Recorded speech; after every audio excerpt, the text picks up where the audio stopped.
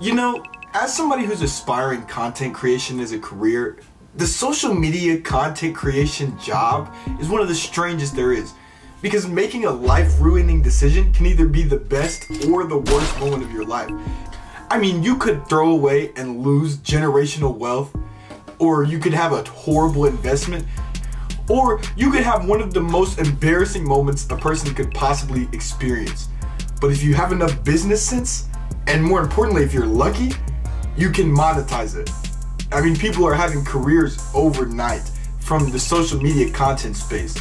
With that being said, it's also a very dangerous environment. I think it's a dangerous environment for the human soul. And that's coming from someone who has their face on their blanket and logo. You know, I'm not like a YouTuber drama channel. This is the only thing I've ever posted on this topic on my channel. And usually I like to stay out of the controversy. Like, I didn't say anything when that one former Mr. Beast employee came out and made the documentaries. I haven't made a video about baby oil or failed rap careers or mediocre music. But if the opportunity comes about to dunk on some content creators, I couldn't pass it up. I want to make one video talking about some L's that some content creators have taken recently, because I think it's a learning experience for all of us. And more importantly, I think that the right thing has happened in these situations. So, here we go. This Halfrican drama alert. I want to let it be known this isn't a content cop or anything. I'm just giving my opinion on previously established information. First of which is the Jack Doherty situation. Jack Doherty's content is just not for me, which is fine. It reminds me of the Rice Gum content in like 2013 or the early Paul brothers. You know, Logan Paul's cool now. He's in the WWE. I watched him. He had that one dope spot with Ricochet. Like, I respect him. But this guy, Jack Doherty, it just bothers me with the content he makes. The first time I was exposed to Jack Doherty was a Moist Critical video where he was talking about this dude hired bodyguards to go harass people in the mall. Shirt on over there. Yeah. Your kids can't read though. Your kids can't read, can they? I'm sure your kids watch. Get away from me. You started talking to me, buddy. Get away. You get away from me. Watch your kids. Go walk away.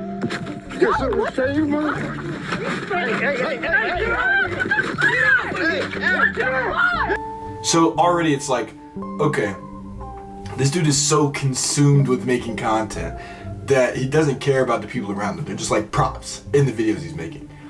Which is a thing I hate about print channels in general. Like, don't use people for content farms. I hate that, because imagine you're just trying to go shopping, or imagine you're in the line to go shopping at Lowe's and somebody comes up to you with a camera in your face and they're like, kiss or slap.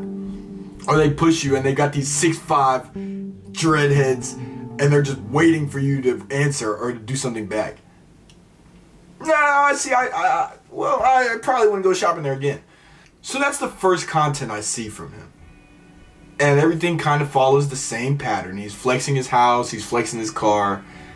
So imagine my surprise when I found out Jack Doherty not only totaled his car because he was reading chat while driving with somebody in the passenger seat, but this guy, this content creator, Jack Doherty, proceeded to hand the camera over to his bleeding friend in the passenger seat of the car he crashed and told him to keep filming.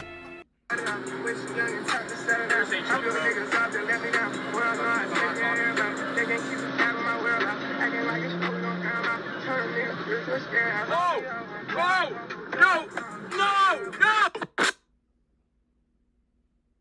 Oh, fuck. No, watch out. Are you okay? Holy fuck. Oh my god, bro. My whole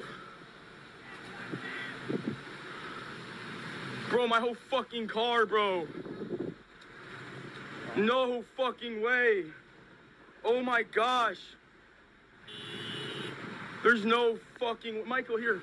Michael, do you have your film on that phone too? No. I mean, this is insane for a couple reasons. One, it was one thing when strangers at the mall were props for his content, But now you got a situation where somebody that you personally know is in danger, right? They're still in the car. And you don't know what their condition is. And the first thing you think is, this is a great opportunity. Which goes back to what I said at the beginning of the video, is that you can make like a life-changing mistake. Like I've seen streamers burn their houses down. But if you can catch it on camera, you can monetize it. So before the well-being of his friend, before getting the situation clean because you know you're crashed on a major roadway and you need to clear all of that, before even worrying about the consequences of the actions that you just had, your first thought is that this is an opportunity? Like, that's crazy to me. As somebody who takes content seriously and like, you know, waiting for that moment to blow up, I just don't see how you could get that far. But like, it just shows what the character of a social media influencer is, especially like guys like Jack. His cameraman gets in an accident and there's blood all over his face and he's like, record it. Bro, I can't believe my car crashed. Just shows like what people's heads are at. In a situation that's as real as getting in an accident on the freeway, you're still thinking about clip farming. And they went to the hospital afterwards. And I think Kick 100% did the right thing by banning him, by the way. Can you imagine, right? A video like this already has millions of views on Twitter, where of course a car crash would have millions of views as X or Twitter, whatever you want to call it. That's like Danger Hub. But if people see this and he's rewarded for it with more money, then you know you have people replicating that event. We're doing things similar. Because yeah, it's an opportunity. And with thousands of people trying to create content, everybody's trying to level up one another and it just gets more and more dangerous. And you have situations like this.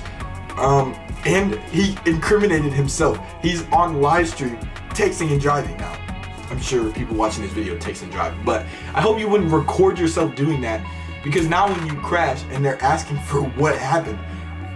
So moral of the story, I guess, is that be careful who you're around, because you don't know if they actually care about you. And also, if you're gonna do something stupid, don't do it in a place where everybody can see. Which brings me to my next point. From the screen to the ring, to the pen, to the key. Where's my crown? That's my bling. Always come on when I ring. Okay, now this one's gonna hurt, because I've known KSI since like the Sidemen diss tracks way back when. I used to watch KSI play video games all the time when I was little. I would come home from school at my grandma's house and watch KSI. And still, you know, like, yeah, he's a great content creator. Like, he makes good content. That last single I haven't listened to yet. But, like, Domain, and I think, what was it? Oh, Down Like That? I unironically listened to Down Like That. The chorus on that is fire.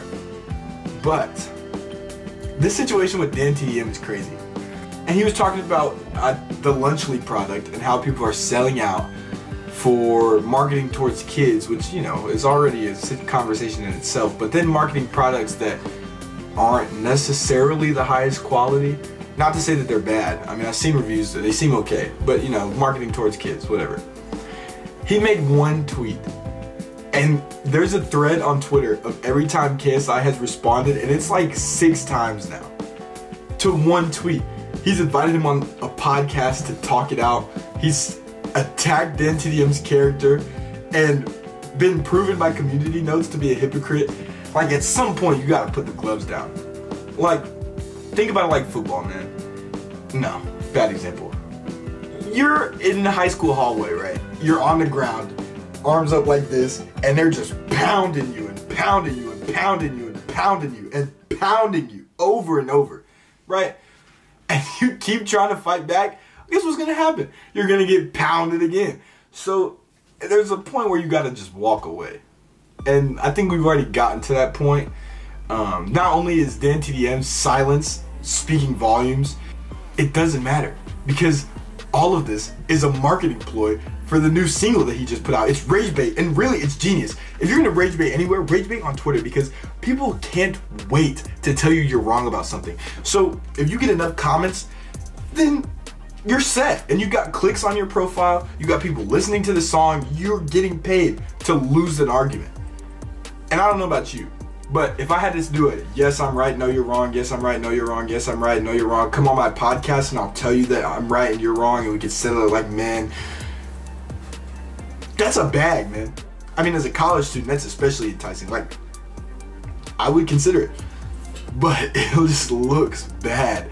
And when you come back from this is on Twitter and it's recorded in a space where people can bring this up forever and ever. But when you're at a situation and like you're that high on the ladder as that, it might not matter. It's just a marketing ploy. But you're still taking a massive L, in my humble opinion. But yeah, I mean, that's all I really had to say. DanTDM just spoke his opinion online. And I guess it warranted 6 attacks, community notes saying you're borderline harassing a guy who's not responding to you. When he tweeted that he wasn't getting a response back, he typed it out, read over it, thought about it, probably showed it to somebody, and they agreed that it was a good thing to flex that they hadn't gotten a response from the person that they're in an argument with. I mean, that's just insane to me. But I understand, like, especially with a product too, like you have to protect the identity of the brand. But this just might be going too far, man. But yeah, I just wanted to weigh in. I haven't done this before, and I'm curious how it'll pan out. So if you want more stuff like this, all you gotta do is leave a like.